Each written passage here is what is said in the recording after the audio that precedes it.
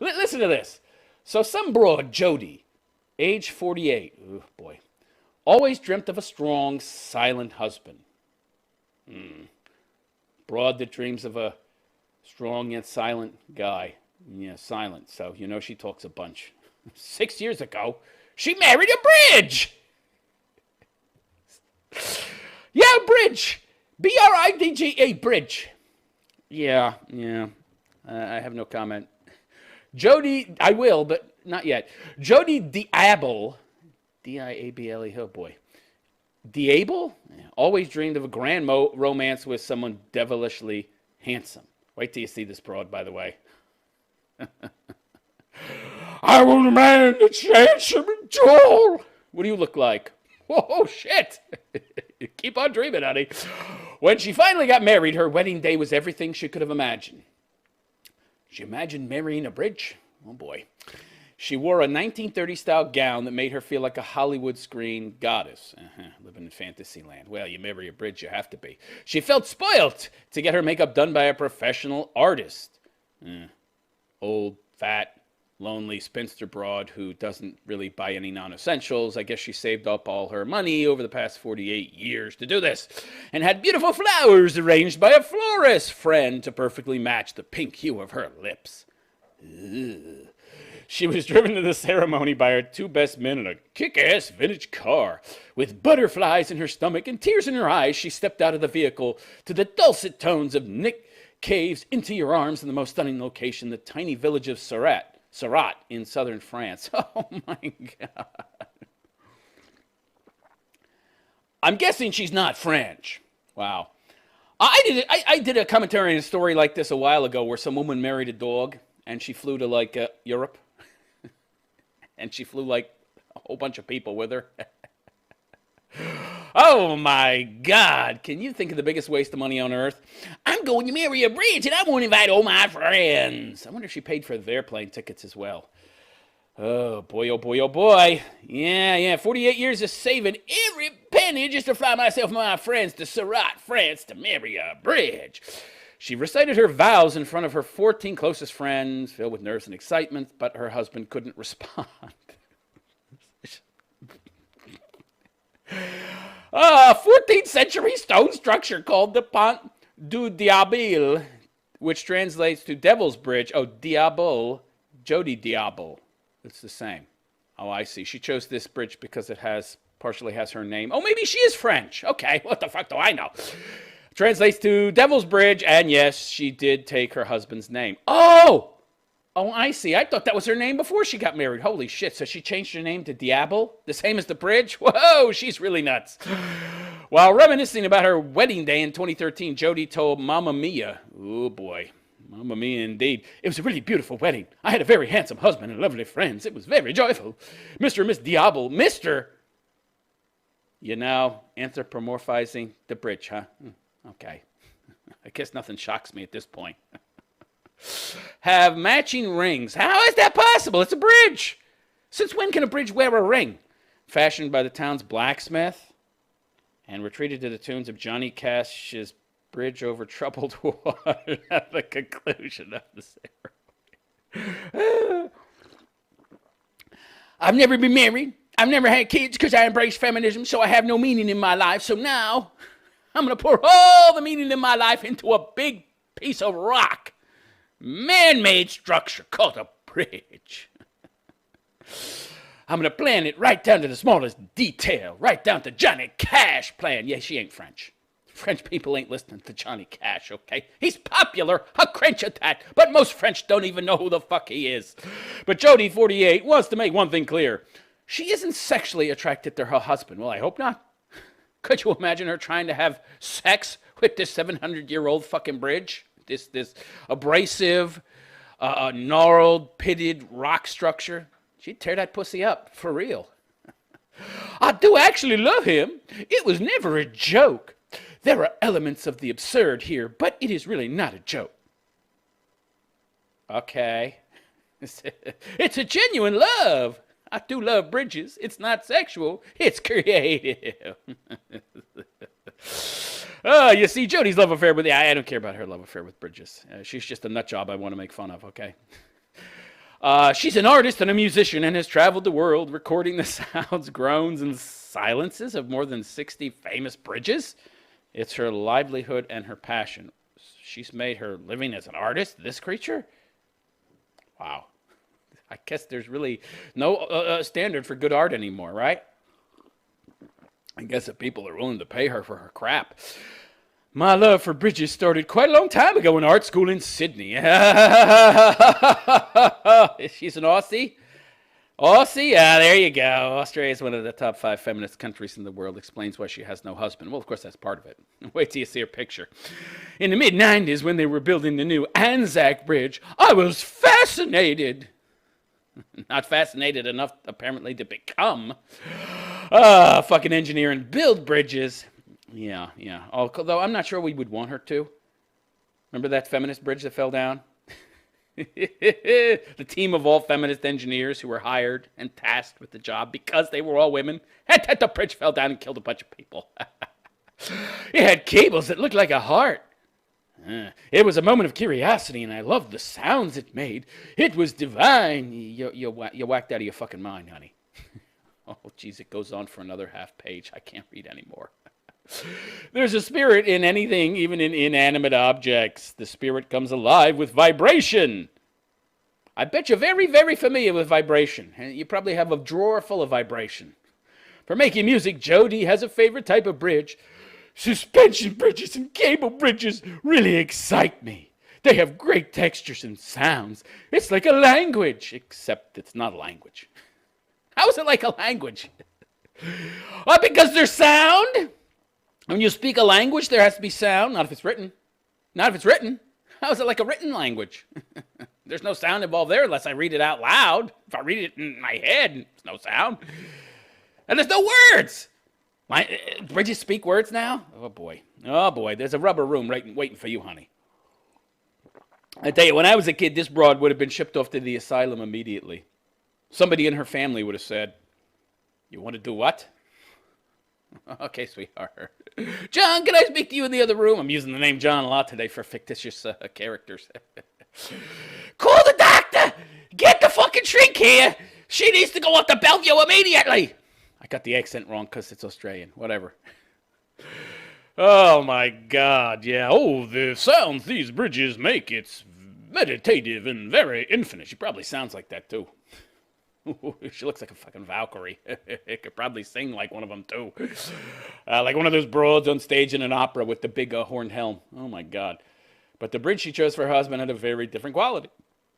One of the things that attracted me to him, the bridges are hymns now, is he's a stone bridge. He's strong and silent. I thought I need to have something solid in my life, something with a little more stability. Yeah, because you definitely don't have stability, honey. No question about that. Jody was in her 40s and had been holding out hope she'd meet a wonderful European human man to sweep her off her feet. Really? I'm confused here. Isn't that kind of like going to a Lamborghini lot to buy a Lamborghini and you got like $5 in your pocket?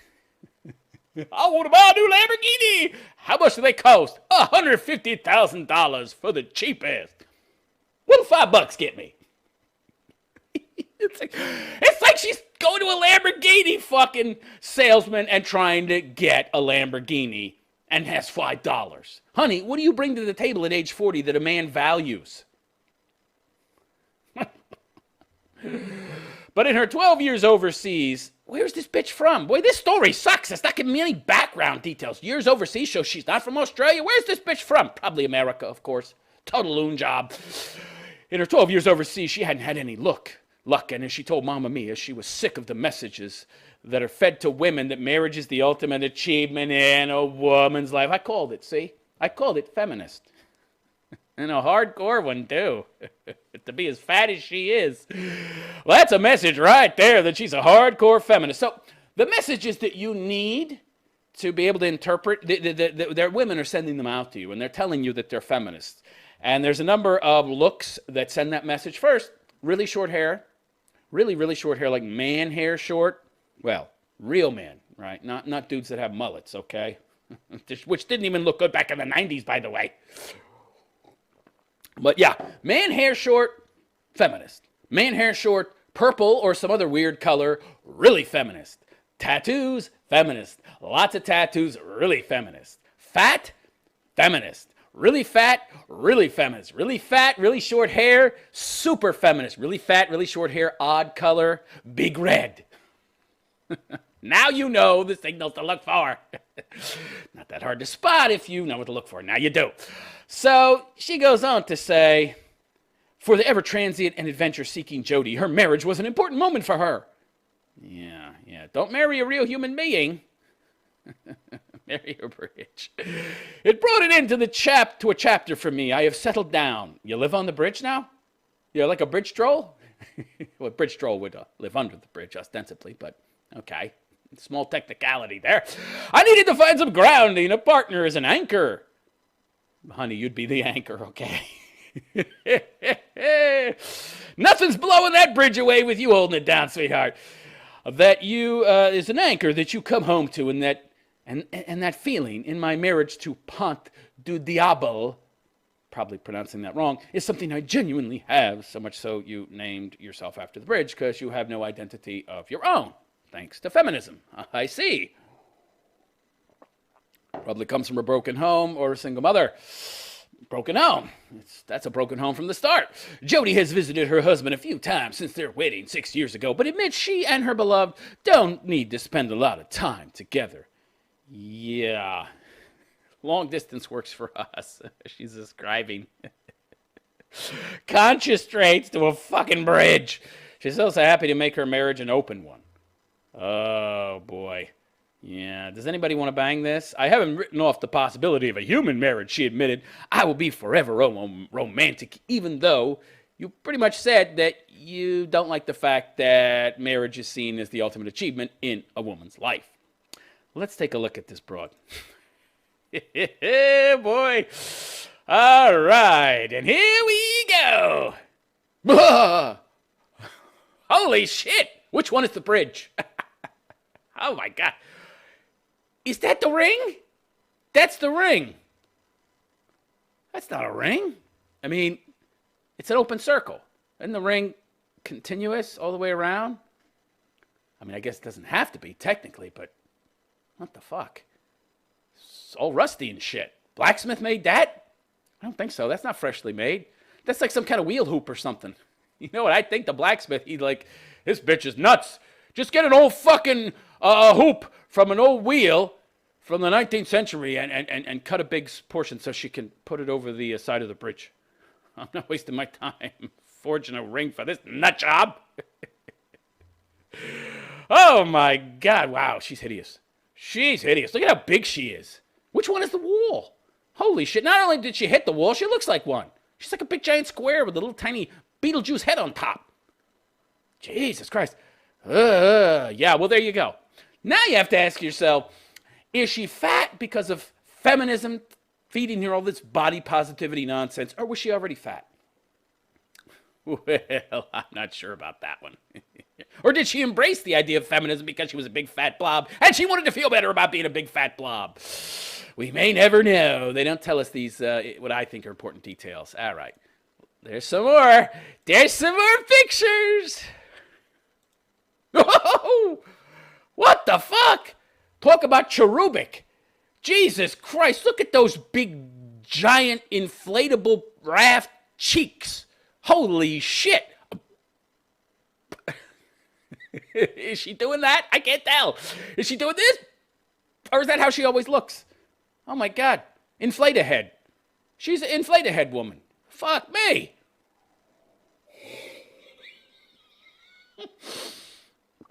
This shit makes me laugh. I love this stuff. Wow. 1930s dress. This must have cost a bundle. Fly to France. What do you think? These 14 friends wanted to pay their own way to go there? She probably paid for them to go there too. I guess when you're a big fatty and, you have to develop your intelligence and your resource earning abilities, but you have nothing to spend any of those resources on, so you save them all. I guess after 48 years, you have a pretty penny left in the bank. So, yeah, I'll blow it on paying to have my 14 closest friends come with me to France to marry a bridge. Yeah. Great job, honey. You are the loser of the week. Hell, loser of the week. Good Lord. The sad part is there's other broads that have done worse, like that chick that married her dog. That married her dog! And she flew all her fucking friends and family to France to marry the dog. And it was a female dog, too. Next. There's the bridge. Oh, isn't that precious yet? Now, at that distance, and from that angle, you can't tell well, you can tell she's still a blob, but, I mean, of course, by comparison to this gigantic bridge, she looks a lot smaller, obviously. Ay, vey. Wow. A lot of trouble. Having all these photographs must have cost, well, maybe it didn't cost all that much money. They don't look that good to me. But maybe it was a professional photographer. Who knows? All right, last pick. That's her and all her friends. Wow. Yeah, I really can't imagine these people paid for their own tickets. So she probably funded the whole trip. It's so nutty. Man. Yeah. Oh, my God. Need some more coffee. Crazy stuff. Crazy. And she loves Johnny Cash music. Ay, ay, ay. All right. All these people on a bridge. Ay, ay, ay. What a weird world. What a weird fucking world we're living in. All right, let's move on.